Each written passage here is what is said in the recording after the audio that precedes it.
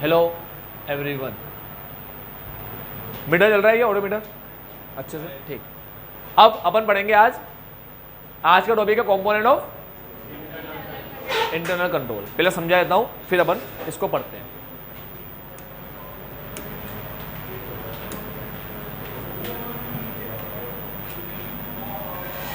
चलो, तो अपन पढ़ रहे हैं कंपोनेंट ऑफ इंटरनल कंट्रोल। ठीक बेटा, इंटरनल कंट्रोल कौन लगाता है, कौन डिवाइस करता है?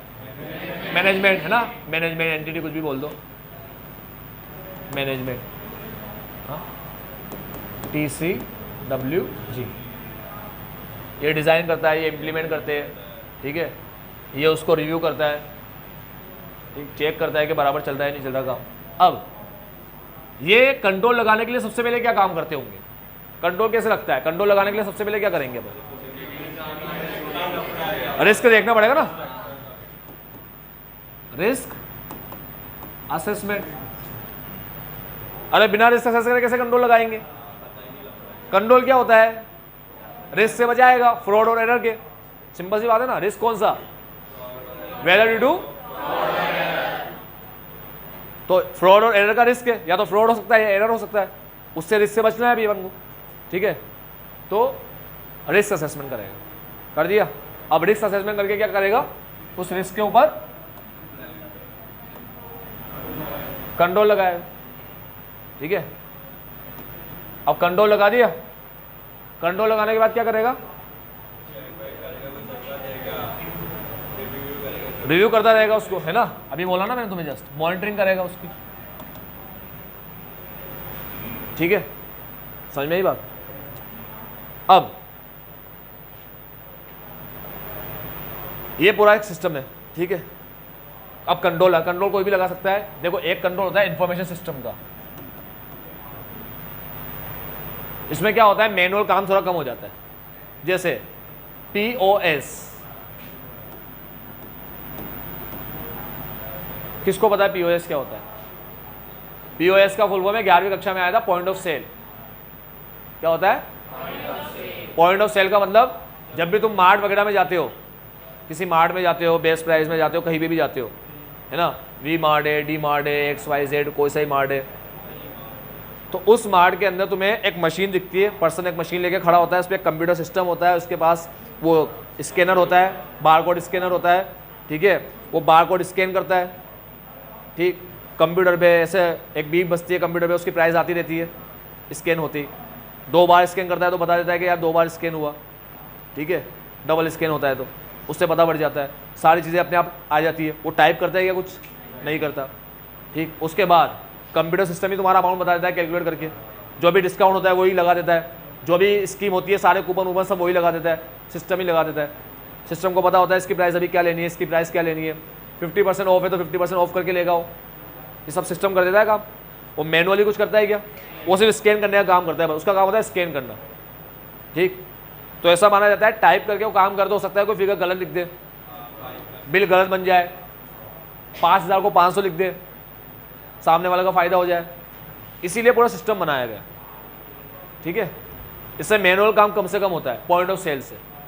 फिर वो पैसा डालता है, नीचे का ड्रॉर खोल के पैसा तुम्हें देगा, कैश दे रहे हो या नहीं दे रहे, और नहीं देते तो फिर तुम्हें वो देता है, ये QR को स्कैन कर लो, ऑनलाइन पेमेंट कर लो, या तुम्हें कार्ड से पेमेंट करना है, कैसे, सब सारी सिस्टम होता है पूरा। वो पूरा सिस्टम जितनी भी चीज़ें उसके अंदर, वो सब पॉइंट ऑफ सेल कहलाती है, ठीक है।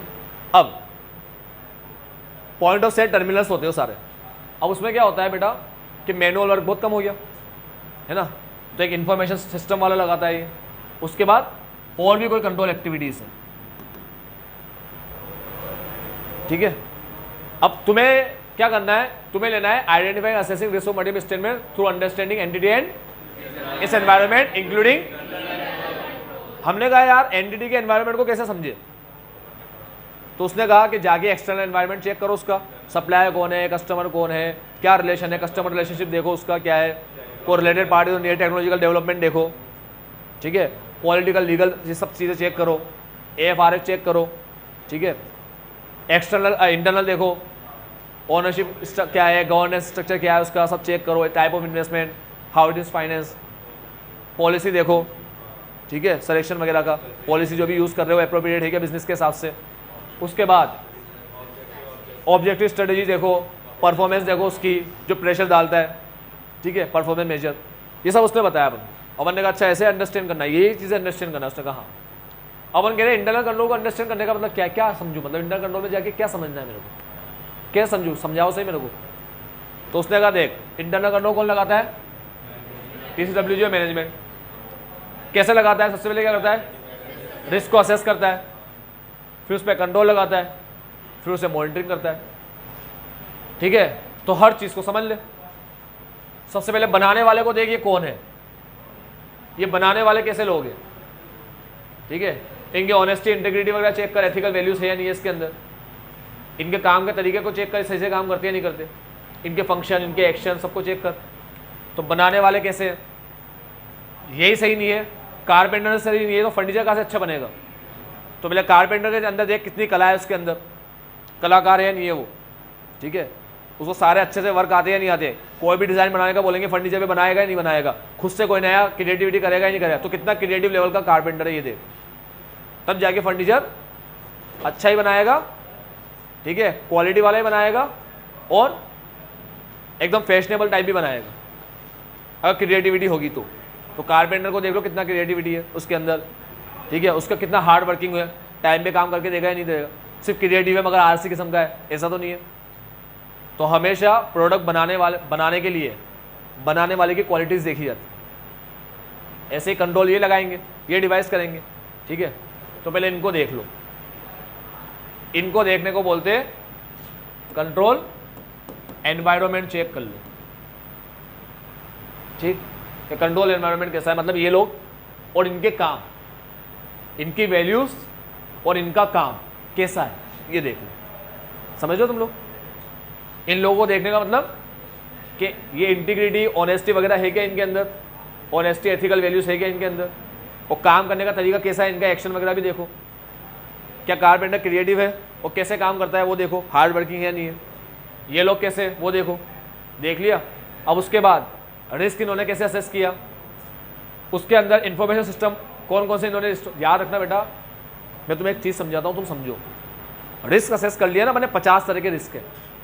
अब अपन कुछ सिस्टम को यूज़ करते हैं, इन्फॉर्मेशन सिस्टम यूज़ करते हैं, जैसे मैं अकाउंटिंग के लिए टेली का यूज़ करूँगा, इसके लिए इसका यूज़ करूँगा, इसके लिए।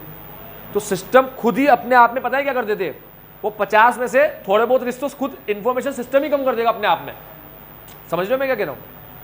अरे वो पॉइंट ऑफ सेल वाला जो सिस्टम है ना, वो लगाया मैंने बिलिंग वगैरह के लिए, ठीक है। तो सिस्टम ही अपने आप में ऐसा है जो खुद अपने आप में एक कंट्रोल है।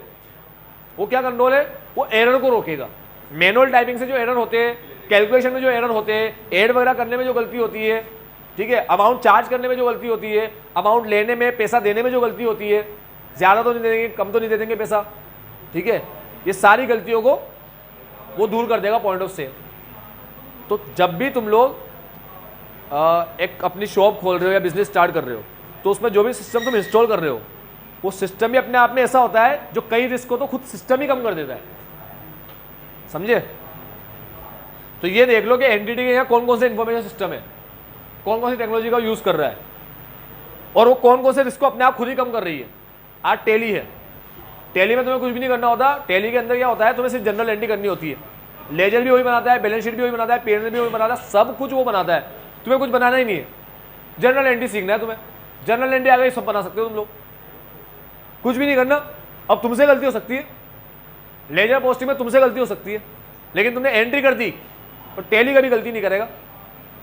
टेली में अगर तुमने 10,000 की एंट्री करी हो, 10,000 की ही लेजर पोस्टिंग करेगा, 10,000 से ही पीएनएल में या बैलेंस शीट में जाना है तो वहां जाएगा। जिस आइटम को जहां दिखाना है वो वहीं दिखाएगा, ठीक है। अगर तुमने किसी पर्सन का नाम लिखा टेली में, तो तुमसे पहले ही पूछ लेगा कौन है, डेटर या क्रेडिटर है। तुम बता दो उसको क्या है, टेली को तुम बता दो डेटर है, ठीक है। तो जब भी तुम उसमें एंट्री चलाओगे, वो तुम्हें बैलेंस शीट में ही दिखाएगा उसको, और बैलेंस शीट में भी कवर एसेट साइड में। समझे बात, ऐसा करता है टेली। तुमसे पहले ही पूछ लेता है कौन सा अकाउंट है, ये खर्चे का है, इनकम का है, डायरेक्ट एक्सपेंस है, इनडायरेक्ट एक्सपेंस है, क्या है, सब तुमसे पहले पूछ लेगा। अकाउंट के बारे में, जो अकाउंट तुम बना रहे हो ना, उसके बारे में पहले ही पूछ लेगा। फिर टेली को पता पड़ जाएगा मुझे कहाँ दिखाना है इसको। समझ में आया। तो ऐसे काम करता है। तो टैली अपने आप में कई सारे कंट्रोल लगा देता है, कई सारी गलतियां, कई सारे एरर को रोक देता है। इससे सबसे पहले देख लो कि जो रिस्क असेस की है 50, उसमें से ये कितने को रोक रहा है। ठीक है, ये खुद ही तो रोक दे 10 को, तो बचे कितने 40। अब 40 पे लगाना है कंट्रोल, तो पूरे 50 में तो ही लगाना है, 10 को तो खुद ही इंफॉर्मेशन सिस्टम रोक रहा है। कौन सा समझ में आ रहा है तुम्हें? ठीक है, तो ये समझो कौन कौन से सिस्टम लगे हुए। अब एंटिटी का अपन एंटिटी रिस्क असेसमेंट खुद करेगा, फिर ऑडिटर भी करेगा। ठीक है, फिर ऑडिटर ये देखेगा कि कौन कौन से इंफॉर्मेशन सिस्टम ने रिस्क को कम कर दिया है, खत्म कर दिया है, मिटिगेट कर दिया, रिड्यूस कर दिया। उसके बाद जो बचे हुए उस पर कौन कौन से कंट्रोल लगाए उसको चेक करेगा। और मॉनिटरिंग कैसे करते हैं लोग, करते हैं नहीं करते हैं, तो पता पड़ेगा भाई कंट्रोल अच्छे से काम भी कर रहे होंगे क्योंकि मॉनिटरिंग पे ध्यान दे रहे हैं लोग, तो इससे ऑपरेटिंग इफेक्टिवनेस पता पड़ता है कंट्रोल का। आई बात समझ में? तो ये सारी चीज़ें चेक करके ये सारी चीज़ों को अंडरस्टैंड करना, इंटरनल कंट्रोल को अंडरस्टैंड करना कहलाता है। आई बात समझ में? तो मैंने तुम्हें पहले बताया ICAI छोटे बच्चे की तरह पढ़ाएगा अपन को। क्यों? क्योंकि ऑडिट जो है वो अपन पहली बार पढ़ रहे हैं, फर्स्ट टाइम। तो ऑडिट के लिए अपन छोटे बच्चे की तरह, अपन को कुछ भी नहीं आता ऑडिट में, जीरो है, अपन जीरो है ना। तो अपन पहली बार पढ़ रहे हैं ऑडिट को, अपन को कुछ पता ही नहीं ऑडिट होता क्या है, कैसे करना है, कभी ना तो अपन ने किया ना अपन को कुछ उसके नॉलेज है। अपन बिल्कुल क्या है, जीरो है, ऑडिट के सामने क्या है अपन, जीरो, बिल्कुल नो इन्फॉर्मेशन, नो नॉलेज, कुछ भी नहीं अपने पास। ठीक है, तो ये बच्चे की तरह पढ़ा रहा है तुम्हें कि भाई इंटरनल कंट्रोल में भी जाओ अगर तुम, तो तुम्हें करना क्या है वो भी सीख लो। इंटरनल कंट्रोल तुम्हें कैसे चेक करना है, ऐसे करना है। सबसे पहले इनका कंट्रोल एनवायरनमेंट देखना है, उसके बाद रिस्क असेसमेंट करना है। ठीक, तो देखो ये इतना सिंपल चीज़ है ना कि इसके पॉइंट के वैसे न्यूमेरिक्स की जरूरत पड़ेगी। ये पूरा एक प्रोसेस है, प्रोसेस में कभी न्यूमेरिक्स की जरूरत नहीं पड़ती। तो देखो कंट्रोल एक्टिविटीज, कंट्रोल लगाना, कंट्रोल लगाएगा वो, और लास्ट में मॉनिटरिंग। देखो बेटा यहां आया अपना सबसे पहले कंट्रोल एनवायरनमेंट, TCWG मैनेजमेंट कैसे है। ठीक है, अब इन लोगों ने क्या किया होगा, रिस्क असेस किया होगा, है ना।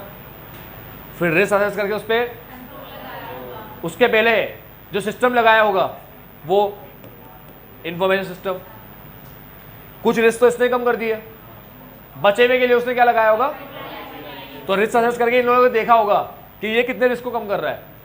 उसके बाद कंट्रोल एक्टिविटी, और फिर ठीक है ये बनता है क्राई CM, मगर इससे बढ़िया मेरे को लगता है क्रिकेट मैच। ठीक है, क्रिक मैच, क्रिक हीरोज नाम की एक ऐप आती है। ठीक है, क्रिक मैच अब अपने आप याद रहेगा, ऐसा कोई मेहनत करने की जरूरत नहीं पड़ेगी। सबसे पहले आते हैं TCWG वगैरह, कंट्रोल एनवायरनमेंट, वो करते हैं रिस्क असेस, रिस्क असेसमेंट। ठीक है, रिस्क असेस करके देखते हैं भाई कितने रिस्क अपने आप ही कम हो गए इंफॉर्मेशन सिस्टम से, और कितने को हमें कम करना है कंट्रोल एक्टिविटी से। TCWG सबसे पहले आते हैं TCWG, जो रिस्क असेस करते हैं और देखते हैं कितने रिस्क को इंफॉर्मेशन सिस्टम ने ही कम कर दिया और कितनों को हमें कम करना है कंट्रोल एक्टिविटी लगा के। ठीक है, और उसके बाद उसका मॉनिटरिंग करना है। मॉनिटरिंग तो सबसे अंत में आता ही है, प्रोसेस का अंत मॉनिटरिंग में होता है। ठीक है, ऐसे 220 में भी देखा और SQC 1 में भी देखा। चलो ये बात समझ में आ रही है, ये क्रिक मैच हो गया अपना। ठीक, ऐसे भी याद रहेगा, इसके न्यूमेरिक्स की जरूरत पड़ती भी नहीं है वैसे। अब जो कंट्रोल एनवायरनमेंट है, मुझे एक बात बताओ कि जो कंट्रोल बनाने वाले लोग हैं वही रिस्क को क्या कर रहे हैं, असेस कर रहे हैं, तो वही ढंग से काम नहीं कर रहे, तो आगे के सारे काम सही रहेंगे क्या? यही ढंग के नहीं है, इनमें ही कमियां हैं। ठीक है, तो ये सब में ही कमी आ जाएगी। तो एक तरीके से तुम इसको क्या बोल सकते हो, ये पहले पॉइंट को बाकी पॉइंट का बेस, फाउंडेशन बोल सकते हो ना तुम लोग। हाँ, तो ये पॉइंट इन सबके लिए फाउंडेशन बनता है, बेस बनता है। जितना स्ट्रॉन्ग कंट्रोल एनवायरनमेंट उतना अच्छा फाउंडेशन प्रोवाइड करेगा उसको, इन सबको अच्छा फाउंडेशन, अच्छा बेस प्रोवाइड करेगा। ठीक है, जितना ज़्यादा कंट्रोल एनवायरनमेंट स्ट्रॉन्ग होगा, इसकी स्ट्रेंथ इनको फाउंडेशन प्रोवाइड करती है, इन सबको, इन चारों को। कौन? हाँ, अब कंट्रोल एनवायरनमेंट का एक्सप्लेन करेगा भाई। ये पहले पॉइंट पे कहानी चलेगी पूरी, ये कंट्रोल एनवायरनमेंट, ठीक है। अभी ये इंटरनल कंट्रोल के कंपोनेंट है, ये कंपोनेंट है, और पहले कंपोनेंट का कंपोनेंट है ये पहले कंपोनेंट के, अब ये कंपोनेंट है, ये इतने सारे, ये A B C D E F G 7 component. तो पहले आएगा इंटरनल कंट्रोल के कंपोनेंट, फिर आएगा पहले कंपोनेंट के कंपोनेंट एलिमेंट्स, ठीक है। कोई बात नहीं, इजी, आराम से याद हो जाएगा, टेंशन का कोई। जब तक रिविजन जिंदा है, ठीक है, तब तक तो कुछ भी आ जाए सामने। आओ, क्या पहुंच गया यार। हाँ, तो कंट्रोल एनवायरनमेंट इन सबका क्या बनता है, बेस। इन सबको क्या प्रोवाइड करता है, फाउंडेशन, बेस प्रोवाइड करता है, फाउंडेशन प्रोवाइड करता है, ठीक है। आओ बेटा, कंट्रोल एनवायरनमेंट समझना है तुम्हें वहां पर जाकर। Order should obtain an understanding of the control environment. तुमने कहा आईसीआई से कि इंटरनल कंट्रोल कैसे समझे भाई, बता। आईसीआई ने कहा देख मेरी बात सुन, वहां जा और वहां पर जाके समझ कंट्रोल एनवायरनमेंट। तुमने कहा ये भी समझ में नहीं आया मेरे को तो आपकी ये बात भी समझ में नहीं है कि वहां जाके करूँ क्या, ठीक है। तो वो धीरे धीरे ब्रेक डाउन करता जाएगा चीज़ों को। वो बोलेगा देख कंट्रोल एनवायरनमेंट समझ। कंट्रोल एनवायरनमेंट समझने का मतलब होता है, अंडरस्टैंड करने का मतलब होता है वहाँ जाकर इवेल्यूएट कर वेदर जो वहाँ के लोग हैं, कंट्रोल बनाने वाले जो लोग हैं, वो कैसे बनाने वाले को देख पहले। जो कंट्रोल है वो तो उनका प्रोडक्ट है, कंट्रोल का जो इफेक्टिवनेस है वो तो उनका प्रोडक्ट है, ठीक है। मैन्युफैक्चरर को देख कैसे है वो, तो मैनेजमेंट को देख। Management has created and maintain, क्या मैनेजमेंट ने क्रिएट और मेंटेन कर रखा है, क्या, culture of honesty and ethical behaviour. मैंने तो पहले ही कहा कल्चर सबसे इंपॉर्टेंट चीज़ होती है, सबसे इंपॉर्टेंट। आज तुम में से सुबह ब्रश कौन नहीं करता, सुबह ब्रश कौन करके नहीं आता। आज तुम में से रात को ब्रश कौन करता है,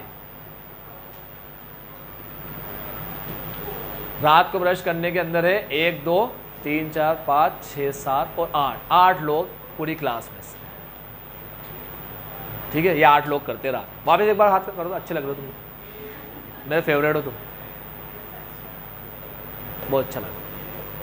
तो ये लोग हैं इतने गिनती के लोग। ऐसा क्यों, और सुबह क्यों सारे क्यों कर रहे हो सुबह ब्रश, हाँ सारे क्यों कर रहे हो, और रात को सारे क्यों नहीं करते। ऐसा कभी भी कोई भी क्लास में पूछो तुम लोग, ठीक है। तुम्हारे घर का कल्चर है, कल्चर सुबह उठ के बच्चा ब्रश करता है, पूरी फैमिली ब्रश करती है सुबह उठ के, और फैमिली ने कल्चर बनाया है। कल्चर फैमिली के बड़े बनाते हैं। सबसे पहले आता है टॉप लेवल का कमिटमेंट, बड़े बुजुर्गों का कमिटमेंट किसी भी चीज़ के लिए। कमिटमेंट क्रिएट करता है कल्चर, कमिटमेंट सेट करता है एग्जाम्पल, वो एग्जाम्पल बन जाता है कल्चर। समझ लो बात, पूरा सिस्टम समझ में आता है क्या होता है। पहले बड़े लोग करते हैं कमिटमेंट, इसलिए याद रखना बड़े लोग सही होंगे ना घर के। अरे मैं ऐसे नहीं कह रहा जो ब्रश नहीं करते हो वहाँ बड़े लोग सही नहीं है, ऐसा भाई क्षमा चाहता हूँ मैं, क्षमा। हाँ, तो ऐसा कोई समझ ले या कोई एक गलत इंटरप्रेट कर ले इसका, ऐसे नहीं कह रहा। मैं कह रहा हूँ कि जैसे अभी घर में अगर कोई ऐसे कह रहा है बच्चों को, बेटा बिल्कुल ऐसे तमीज़ से बात करना चाहिए बड़ों से, हाँ ऐसे कैसे बात कर रहा तो उससे, बड़े आए घर पे वो बदतमीजी जवाब दे रहा है तो उसको तमीज़ से बात करना चाहिए, है गाली गलौज बिल्कुल मत करना। और पता बड़ा भाई जो समझा रहे पापा वो खुद ही नहीं रुक रहे, ठीक है, वो खुद ही सबसे बदतमीजी कर रहे हैं भाई। वो दुकान पे जाता है तो सब वर्करों को गालियाँ देते रहते हैं, सुनाते रहते हैं, कुछ भी बोलते रहते हैं। बच्चे को कह रहे तो ऐसा मत करना। अब तुम समझो यार, बच्चा समझेगा क्या। वो कह रहा है खुद तो दे रहे मेरे को मना कर रहे, मैं भी दूंगा, मैं भी सबको अनशन बोलूँगा, मैं बदतमीजी करूँगा। कोई बदतमीजी कर रहा है, छोटे बड़ा नहीं देख रहा, कुछ भी नहीं देख रहा। तो बेटा घर का माहौल अच्छा बनाने के लिए पहले बड़ों को अच्छा बनना पड़ेगा ना। वो जैसा करते हैं बच्चे उसको देख के वैसा करेंगे। आप तुम सुबह ही क्यों कर रहे हो ब्रश, सुबह ही मत करो भाई। रात को चलो आलस के चक्कर में नहीं कर रहे, या तुम्हें अवेयरनेस नहीं है, या आलस है, जो भी कुछ है, या अवेयरनेस नहीं है, तुम्हें पता नहीं है कि रात को भी करते हैं, ये बात तुम्हें पता नहीं है, तो या तो अवेयरनेस नहीं है या आलस है। तो ये अवेयरनेस आलस सुबह में क्यों नहीं आती, ये रात के टाइम पे क्यों आई, ये कल्चर बन गया। सुबह तुम लेट भी हो रहे होंगे ना, तुम्हें बिल्कुल पसंद नहीं आएगा ब्रश करे बिना घर से निकलना, बिल्कुल पसंद नहीं आएगा। मजबूरी में निकल भी रहे हो, मान लो मजबूरी, मतलब ऐसा होता ही नहीं है, बहुत रेयर चांस होता होगा कि तुम सुबह बिना ब्रश के निकल गए, ठीक है। और अभी कोई सुबह हाथ ऊपर कर लेता ना एक भी बच्चा, मैं हमेशा ऐसा क्वेश्चन पूछता हूँ कि सुबह कौन नहीं करता ब्रश, ठीक है। और रात में मेरे को ये पूछना पड़ता है रात को कौन करता है, क्योंकि नहीं करता मैं तो क्या है, कई सारे बच्चे होते हैं कोई शर्म के मारे हाथ भी ऊपर नहीं करता। तो अब सुबह में जो ब्रश नहीं करते, जो करते हैं, अभी अपन ने देखा सभी कर रहे हैं, तो उनको ना तो आलस आ रही है और ना ही वो अनअवेयर है इस बात से, उनको अवेयरनेस है इसको लेकर। तो बेटा रात को इसलिए नहीं है क्योंकि ये घर में अपना कल्चर नहीं बना। अब टॉप लेवल के लोग बराबर करते हैं, यानी अपने घर में ऐसे बराबर चल रहा होता, घर वाले भी करते, बच्चों को भी समझाते, बचपन से ही समझाते, सुबह भी करना होता है, रात को भी करना होता है। तो फिर सुबह भी करता और रात को सोता ही नहीं। जैसे मैं नहीं सोता, मैं कहीं भी जाऊंगा तो सबसे पहले बैग के अंदर घूमने के लिए, बैग के अंदर सबसे पहले टूथब्रश और एक पेस्ट रखूंगा, ये सबसे पहले काम करूंगा। चलो पेस्ट नहीं भी रखा मैंने, ब्रश तो मैं जरूर रखूंगा। चलो पेस्ट तो किसी का यूज करता है, ब्रश तो ही सबका यूज करेंगे, ठीक है। हाँ दूसरा भी क्या सोच रहा हो आप? बकवास करा लो बस, आओ बेटा काम की बात करते हैं। तो अब याद रखना, मैनेजमेंट ने कल्चर क्रिएट किया है नहीं किया, कल्चर क्रिएट कर होता है बड़े लोगों के कमिटमेंट से, एग्जाम्पल सेट होता है, वही एग्जाम्पल क्या बना देता है? कल्चर बना देता है। पूरा एक सीक्वेंस है, पूरा एक तरीका है। इसलिए बड़े होकर अगर तुम चाहो घर का माहौल अच्छा रहे तो क्या करना है तुम्हें? अरे प्रश्न नहीं, तुम्हें कल्चर बनाना है। तुम घर में जैसा कल्चर बनाओगे वैसे ही लोग रहेंगे, और जो नए लोग एंटर होंगे घर में, ठीक है, शादी करके नए लोग एंटर होते हैं, तो वो भी उसी कल्चर के हिसाब से चलेंगे, क्योंकि कल्चर है तुम्हारे घर का, ठीक। अब तुम्हारे अंदर मान लो किसी के अंदर कोई लक्षण ही नहीं है, तो फिर नया एंटर होने वाला जो मेहमान होता है, फिर वो बनाता है कल्चर, फिर वो बताता है तुम्हें कैसे रहना चाहिए, ठीक है। इसके पहले तुम बना लो, वो बनाए उसके पहले, ठीक। अपन यहाँ अच्छी बातों की बात कर रहे हैं, सिर्फ अच्छी बात, बस कोई बुरी बात, खराब बातों की बात नहीं कर, ठीक। कल्चर कभी खराब चीज़ का नहीं बनाना चाहिए, अच्छी चीज़ होगा। घर का माहौल बहुत अच्छा होना चाहिए, ठीक है, मस्त माहौल होना चाहिए, मज़े आते हो घर में, ठीक है, ऐसा माहौल। चलो दोबारा आते हैं यहाँ पर। अच्छा माहौल बनाने के लिए क्या करना पड़ेगा? तुम्हें अच्छे अच्छे कल्चर बनाने वाले डेवलप करने पड़ेंगे, ठीक है। चलो मैनेजमेंट हैज़ क्रिएटेड। देखो एक और बात बताता हूँ, किसी के घर में कल्चर होता है रात को जगने का, 2-3 बजे सोते ही नहीं है पूरे घर वाले। फैक्ट बता रहा हूँ मैं, मेरे खुद के रिश्तेदार में भी है ऐसे, ठीक है। उनको ऐसे बोल दो ना कि यार चलो अभी 11 बज गया, अभी सोने का टाइम हो रहा है, अब जाते हैं। अभी 11 बजे अभी तो सो जाते हो क्या? रुको सही 1-2 बजे तक। उनका 1-2 बजे बहुत नॉर्मल होता है कि 1-2 बजे तक रुको तो सही, अभी से कौन सोता है? 11 बजे कौन सोता है? मैं कहा आप नहीं सोते, बस बाकी सब सोते हैं, जो समझदार किस्म के सब लोग सो जाते हैं 11-12 बजे, ठीक है, आप नहीं सोते। तो क्या एक कल्चर होता है। अभी जॉन अब्राहम की आदत है यार रात को 10 बजे सोकर सुबह 4 बजे उठने, 4 ही उठता है वो। अक्षय कुमार, ऐसे कई सेलिब्रिटीज है तो 4 ही उठते हैं, मतलब, ठीक है। तो 4 बजे उठना है, मतलब 4 बजे ही उठना है, 10 बजे डिसिप्लिन कल्चर बन गया है। अब वो ऐसे ही करेंगे, ठीक है। तो देखो management has created and maintain a culture of honesty and whether बढ़े आगे। तो वेदर मैनेजमेंट ने क्रिएट और मेंटेन किया है कल्चर ऑफ, क्या कौन सा कल्चर? ऑनेस्टी और एथिकल बिहेवियर, ठीक है। कहीं पढ़े पर ऐसे वर्ड, इंटीग्रिटी और एथिकल बिहेवियर। इंटीग्रिटी चेक कर रहे हो, ठीक है, अपने यहाँ कॉम्पिटेंसी कंप्लायंस कर रहे हैं क्या अपन, ठीक है। फंडामेंटल प्रिंसिपल में पढ़े थे इंटीग्रिटी, और साथ में चेक करने में पढ़े थे 210 के अंदर। 210 में करते ना? नहीं 210 में थोड़ी, किस में करते हैं? हाँ SQC 1 में करते हैं, वेरी गुड, SQC 1 में करते हैं, ठीक। चलो तो management has created maintain a culture of honesty ethical behaviour and whether stand in the internal control environment provide foundation for the other component of internal control. अब देखो एक बात सुनो, ये लाइन का थोड़ा तरीका गलत है। मतलब ये लाइन को अगर अपन बिना वेदर के पढ़े तो ऐसे पढ़ेंगे कि strength in the control environment, control environment की जो स्ट्रेंथ होती है वो प्रोवाइड करती है फाउंडेशन बाकी कंपोनेंट को, ठीक है। वेदर लगाने से इसका मतलब आ जाता है क्या कंट्रोल एनवायरनमेंट की स्ट्रेंथ फाउंडेशन प्रोवाइड कर रही है बाकी कंपोनेंट को, ठीक है। तो ये लाइन बिना वेदर के ही सही होती है। मतलब ये लाइन का मतलब क्या है, ये सेकंड वाले पॉइंट का मतलब क्या है कि जो कंट्रोल एनवायरनमेंट की स्ट्रेंथ है ना, ताकत है, कितना स्ट्रॉन्ग है कंट्रोल एनवायरनमेंट, उसकी जो ताकत है, उसकी ताकत बाकी कंपोनेंट को क्या प्रोवाइड करती है? फाउंडेशन। ये पहले ही बता दिया मैंने, ठीक है। तो तुम्हें जाकर सिंपल सी भाषा में तुम्हें जाकर उसका कंट्रोल एनवायरनमेंट का स्ट्रेंथ चेक करना है, और क्या मैनेजमेंट ने कल्चर बनाया है क्या, क्रिएट और मेंटेन कर रखा है क्या, बनाया भी हो और मेंटेन भी कर रखा है क्या, कल्चर ऑफ ऑनेस्टी और एथिकल, कल्चर ऑफ इंटीग्रिटी और एथिकल बिहेवियर, कुछ भी लिख सकते हो तुम, ठीक है, दो चीज। तो अब ये कह रहा है what is included in control environment, मजा आ रहा है भाई साहब, अरे जो ऑडिटर चेक कर रहा है वही तो इंक्लूड होगा, वो नया क्या आएगा उसके अंदर। तो देखो क्या लिखा है, गवर्नेंस एंड मैनेजमेंट के फंक्शन याद रखना। हाँ, कंट्रोल एनवायरनमेंट के अंदर आता है मैनेजमेंट, उनकी इंटीग्रिटी, उनकी वैल्यूज, मैनेजमेंट की वैल्यूज, ठीक है, साथ में उनका काम, वो कैसे काम कर रहे हैं, उनका फंक्शन, उनके एक्शन। तो देखो क्या है, गवर्नेंस एंड मैनेजमेंट फंक्शन, उनका गवर्नेंस कैसा है, कैसे गवर्न कर रहे हो लोगों को, कैसी पॉलिसी बना रखी है उन लोगों ने, तो गवर्नेंस और मैनेजमेंट फंक्शन ये आता है। प्लस उनके action, attitudes, awareness, action 3A, ठीक है, मैनेजमेंट का एटीट्यूड कैसा है, एटीट्यूड से ही फर्क पड़ता है, ठीक है। आज टीचर ये से बोल रहा है कि यार पास होंगे या नहीं होंगे, यार तुम लोग ऑडिट में बहुत बड़ा सब्जेक्ट है और ऐसा अब दिक्कत आएगी। अब टीचर ऐसे बोले कह रहा है सहाड़ के ऊपर जाओगे बिंदास बेफिक्र करो, कुछ दम नहीं इसमें, ठीक है, चाहे कम मानी ऑडिट, तो टीचर का कॉन्फिडेंस देख के बच्चों को भी कॉन्फिडेंट आएगा कि हाँ यार ठीक है यार ऑडिट ऐसा है, कर लेंगे आराम। टीचर कह रहा है देखो अच्छे से पढ़ो, बहुत मुश्किल है ऑडिट पास करना, ऑडिट में फेल बहुत ज़्यादा होते हैं और ऐसा होता है, ये तो मैंने भी कहा था, लेकिन मैं ऐसे नहीं कहा तुम फेल हो जाओगे, फेल होते हो ऑडिट में, लेकिन तुम तो 60 के ऊपर ही जाओगे, ठीक है। तो एक एटीट्यूड कैसा होता है, मेन एटीट्यूड, ऐसे तुम्हारा एटीट्यूड कैसा है चीज़ों को लेकर, तो एटीट्यूड बहुत इंपॉर्टेंट होता है। अवेयरनेस, अवेयरनेस वगैरह है या नहीं है, हर चीज़ों के बारे में मैनेजमेंट को पता है नहीं है, इग्नोरेंस में तो नहीं है मैनेजमेंट, अवेयरनेस का उल्टा है ना, इग्नोरेंस, ठीक है, जो सबसे खराब चीज़ होती है।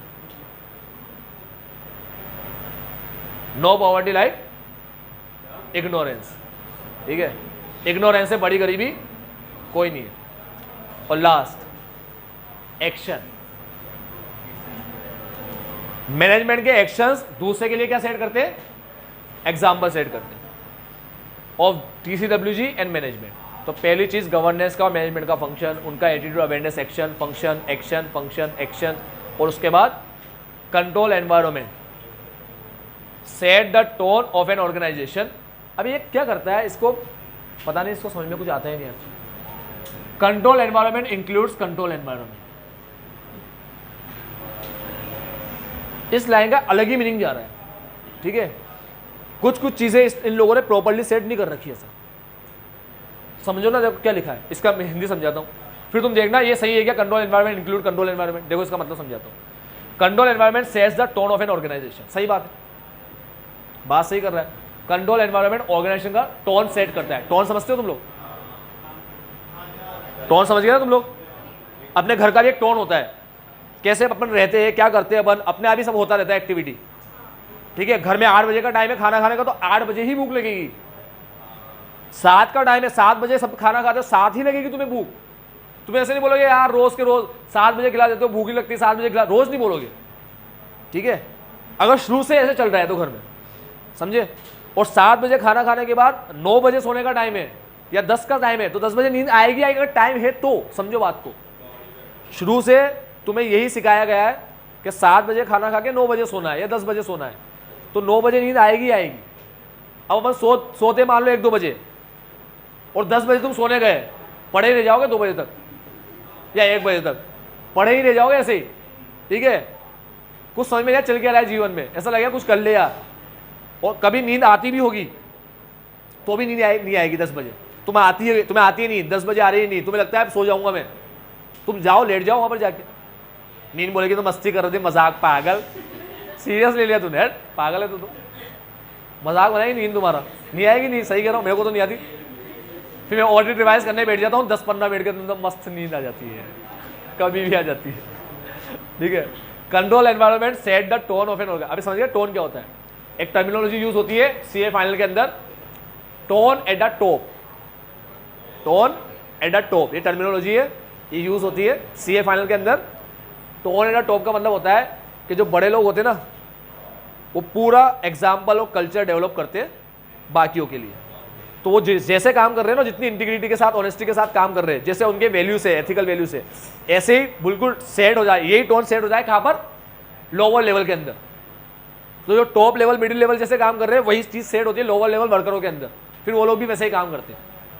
अब तुम समझो बात को, स्कूल में टीचर पढ़ाने गया, उसने देखा सब मक्कारी कर रहे हैं, तो वो भी क्या करेगा? मक्कारी करेगा बेटा।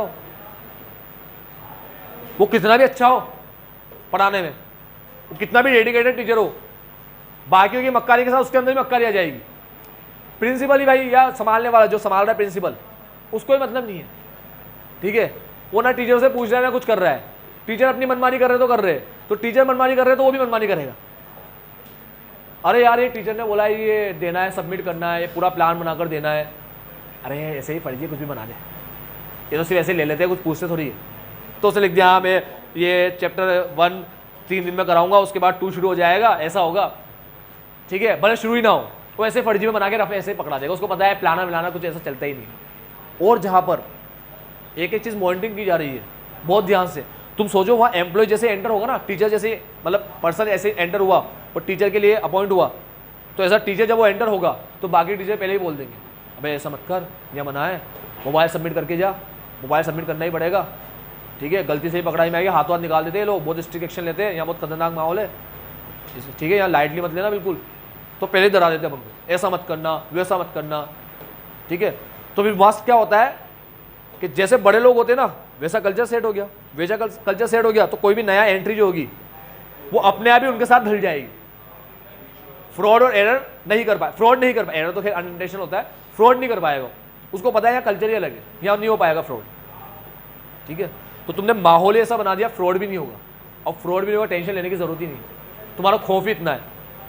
समझे बात क्या बोला? चलो, तो control environment set the tone for an organisation, influencing the control consciousness of its people, ठीक है।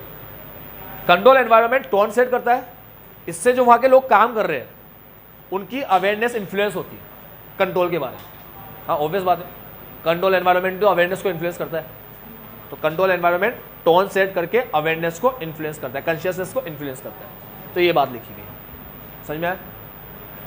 अब क्या तुम्हें लगता है ये लाइन पढ़ना सही है? Control environment include control environment set the tone, control environment include control environment set the tone, पागल कुछ भी लिखता है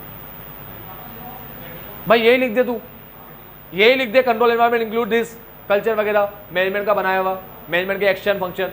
तो अब याद रखना कंट्रोल एनवायरनमेंट में क्या आता है? मैनेजमेंट का एक्शन फंक्शन, और खुद लिखने के लिए तो लिखना पड़ेगा ना यार तुम्हें एग्जाम में, तो ऐसा नहीं बोलो संडे का है यार ये गलत लिखा हुआ है, तुम्हें वहाँ तो लिखना ही पड़ेगा, नंबर के लिए तो लिखना पड़ेगा। तो कंट्रोल एनवायरनमेंट इंक्लूड करता है फंक्शन और एक्शन, गवर्नेंस और मैनेजमेंट फंक्शन, ठीक है, गवर्नेंस एंड मैनेजमेंट फंक्शन और एक्शन 3A, एटीट्यूड, अवेयरनेस और एक्शन, और TCWG मैनेजमेंट का। और कंट्रोल एनवायरनमेंट क्या करता है? टोन सेट भी करता है, और यही चीज इन्फ्लुएंस करता है वहां के लोगों के अवेयरनेस को, ठीक है, कंट्रोल के अवेयरनेस को, ठीक।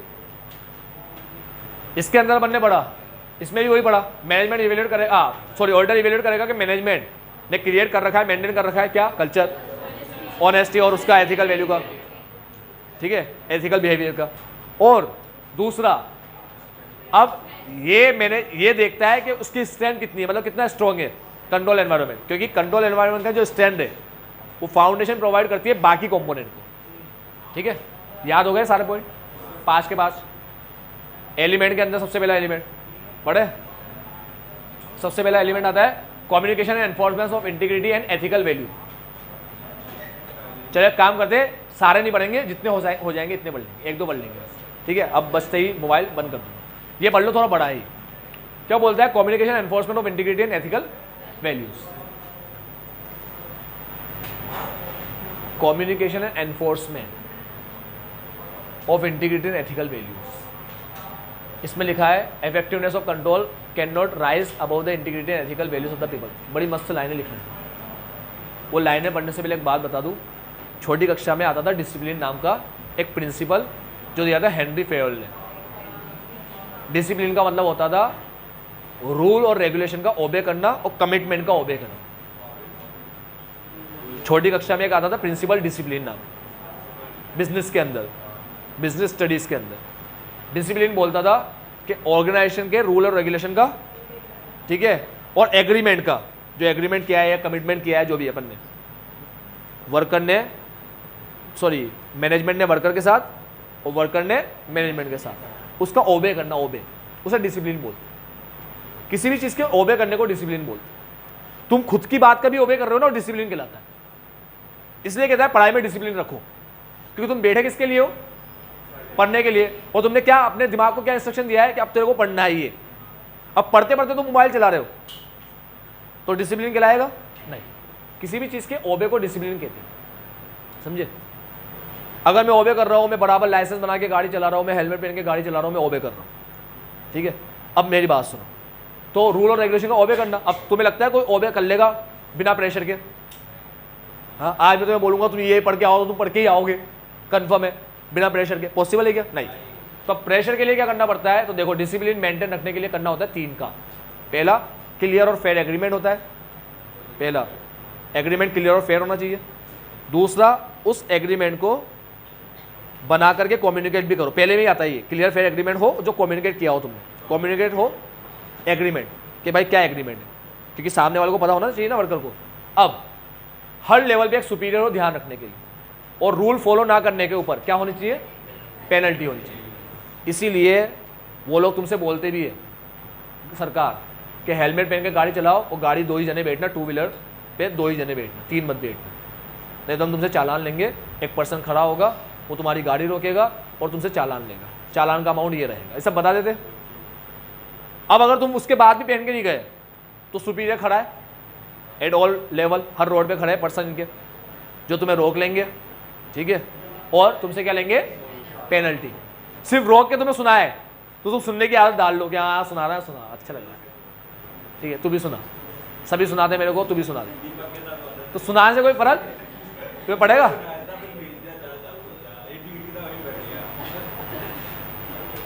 क्या और बनने के ये? चलो ठीक है, बस खत्म कर रहा हूँ, चालू बाद में करेंगे, खत्म कर दो।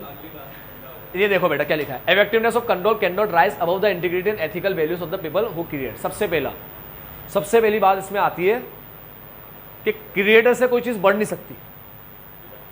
मतलब कारपेंटर की क्वालिटी से फर्नीचर ज्यादा नहीं हो सकता, ठीक? फर्नीचर कारपेंटर की क्वालिटी से, ओ भाई यार तुझे ऐसा है, इतना शानदार काम कैसे कर दिया, तू तो कर ही सकता, तुम मना कर दोगे ना, तू और इतना अच्छा काम पॉसिबल ही नहीं है, ठीक है। याद रखना, तुम्हारी क्वालिटी से ज्यादा पेपर अच्छा हो नहीं सकता।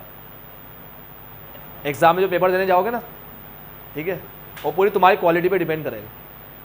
तुम्हारा आंसर कभी तुम्हारी क्वालिटी से बढ़, ठीक है, समझ लो ना क्या कहना चाह रहा हूं। तो कारपेंटर का प्रोडक्ट यानी कि फर्नीचर कारपेंटर की क्वालिटी से कभी बढ़ नहीं सकता, क्योंकि उसका ही प्रोडक्ट है, उसका ही बना हुआ प्रोडक्ट है। तो जो क्वालिटी थी उसने सारी उसके अंदर, जो क्रिएटिविटी सब उसने लगा दी उसके अंदर।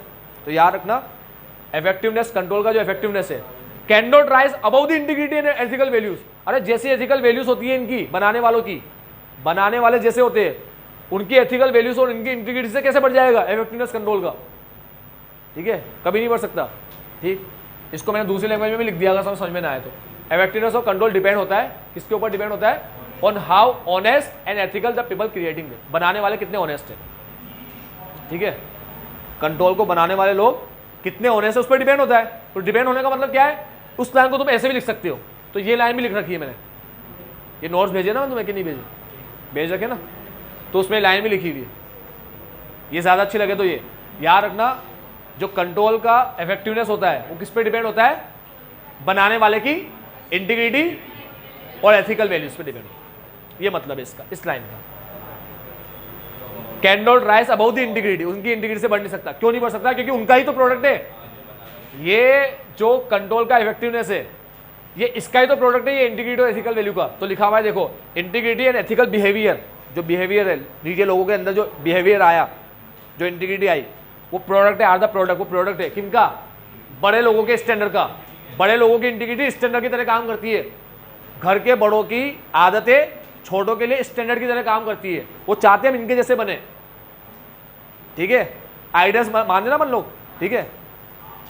एथिकल बिहेवियर देखो लिखा है, integrity ethical behaviour are the product, product होता है किसका? Of the entity ethical and behavioural, entity के एथिकल और बिहेवियरल स्टैंडर्ड का प्रोडक्ट होता है।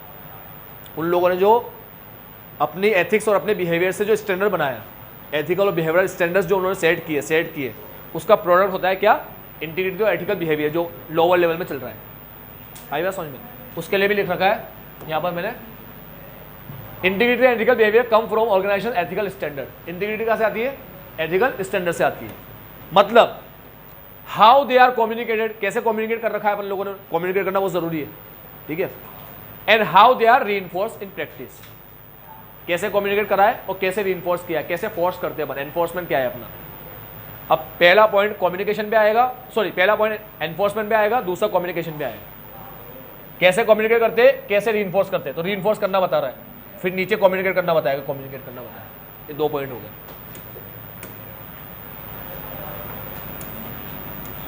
वन 2, तो ये आया यहाँ पर पहले पॉइंट नंबर 2 और ये पॉइंट नंबर 1। एनफोर्समेंट के अंदर आता है मैनेजमेंट के एक्शन, मैनेजमेंट के कुछ एक्शन। फॉर एग्जांपल एनफोर्समेंट में क्या आता है? एनफोर्समेंट इंक्लूड फॉर एग्जांपल, जैसे मैनेजमेंट ने एक्शन लिए टू एलिमिनेट और मिटिगेट इंसेंटिव और टेम्पटेशन। अगर मैनेजमेंट बोलेगा कि तुम लोग ये टारगेट अचीव कर पाए सेल का, 1 लाख यूनिट सेल का टारगेट अचीव कर पाए, ठीक है, तो तुम्हें इतना बड़ा अमाउंट मिलेगा, इतना बड़ा इंसेंटिव मिलेगा, इतने 1 लाख रुपए एक्स्ट्रा मिलेगा। अब कोई इतना बड़ा लालच दे अपन को, तो टारगेट मीट नहीं हो पा रहा, 90,000 यूनिट बिकी है, 10,000 नहीं बिकी, तो फ्रॉड से बेच सकते हो उसको कि नहीं बेच सकते? बेच दो, सेल दिखा दो, अगले साल सेल रिटर्न दिखा देना, एंड से ही बेच सकते हो उसको, बेच सकते ना। तो ऐसा कोई भी फ्रॉड वगैरह, एरर वगैरह करके अपन, सॉरी ऐसा कोई फ्रॉड वगैरह करके, मैनिपुलेशन करके अपन पूरी 1 लाख की सेल दिखा देंगे, ये लो, कर सकते हैं ना।